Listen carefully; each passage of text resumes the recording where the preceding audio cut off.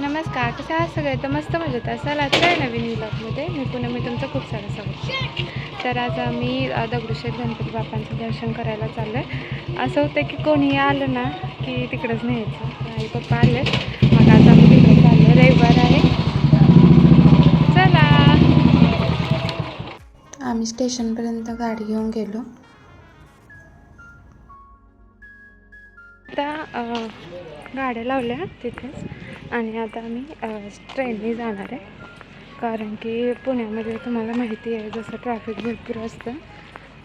तर पप्पांना नाही जमायची गाडी इतकी आणि ऊन पण भरपूर आहे. तर आम्ही ट्रेननेच जाऊ, आता लोकलने जाऊ आणि तिथून मग फिरून निवांत मग येता येईल असं करणार आहे. मग आता ह्याने तिकीट काढायला आम्ही तिकीट काढून घेतलं.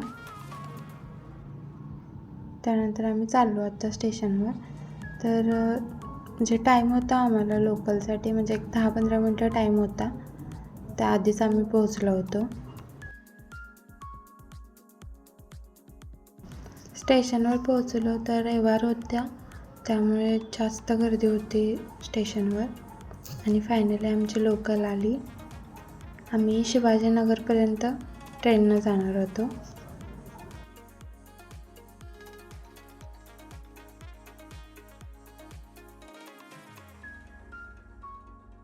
जसं व्हिडिओमध्ये बघितलं इतकी गर्दी होती.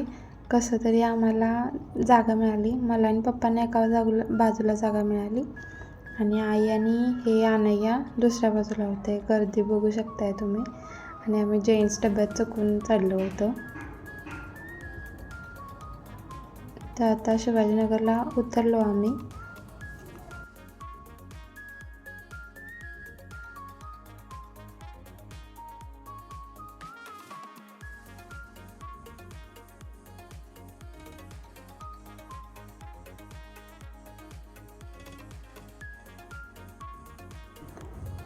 जस्ट शिवाजीनगर रेल्वे स्टेशनच्या बाहेरच बस वगैरे लागतात तुम्हाला दगडूशेठ गणपतीजवळ जायला. तर आम्ही बसमध्ये बसलो. 10 रुपये तिकीट आहे, जास्त नाही. त्यानंतर आम्ही पोहोचलो आता दगडूशेठ गणपती बाप्पांच्या मंदिराजवळ. रविवार होता तर जास्तच गर्दी होती तिथे. तर तुम्ही ऑनलाईन गणपती बाप्पांचं दर्शन करून घ्या.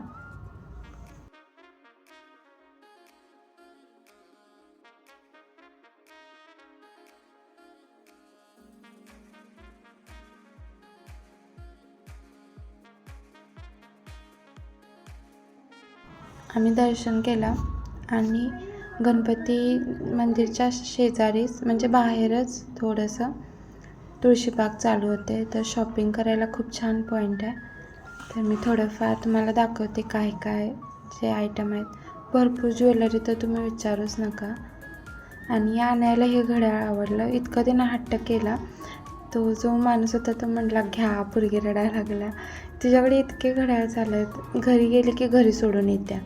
मग इतके इकडं घरी असे घड्याळ भरपूर झाले. बड्डेला तिच्या मामाने पण घेतलं होतं तिला.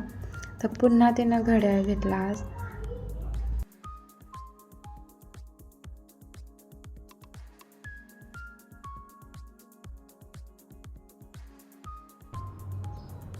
त्यानंतर बस आमची शॉपिंग चालू झाली.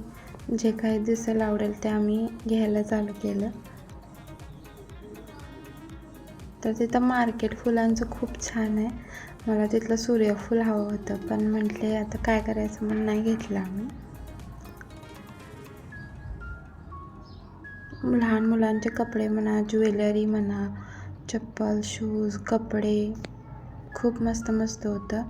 पण गर्दी जास्त होती, त्यात ऊन, ह्यामुळे खूप आम्ही थकलो. मग आम्ही थोडा उसाचा रस पिला सगळ्यांनी आणि आम्ही आता स्टेशनला आलो. आम्हाला शनिवार वाड्याला पण जायचं होतं, पण उन्हामुळे जास्त त्रास व्हायला लागला. आणि काय माहिती पूर्ण भेंडाळलीच, त्यामुळे आम्ही मग शनिवार वाड्याला गेलो.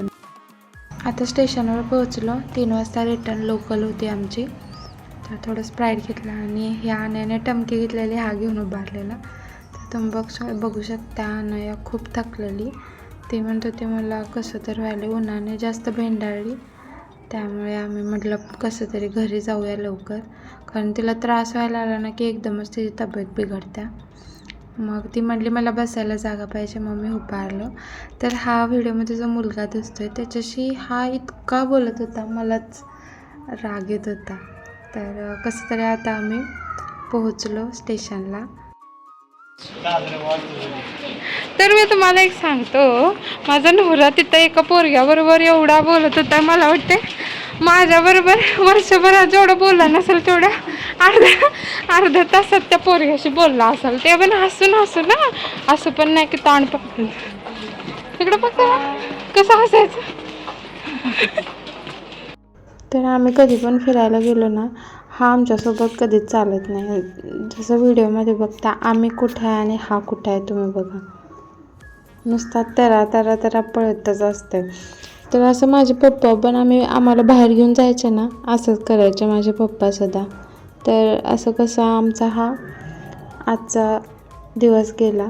तर जाता जाता म्हटलं कपडे पण काढून घ्यावे, कारण खूप थकलेलो आम्ही सगळेजण. तर हा व्लॉग कसा वाटला नक्की सांगा. काळजी घ्या सगळे. बाय.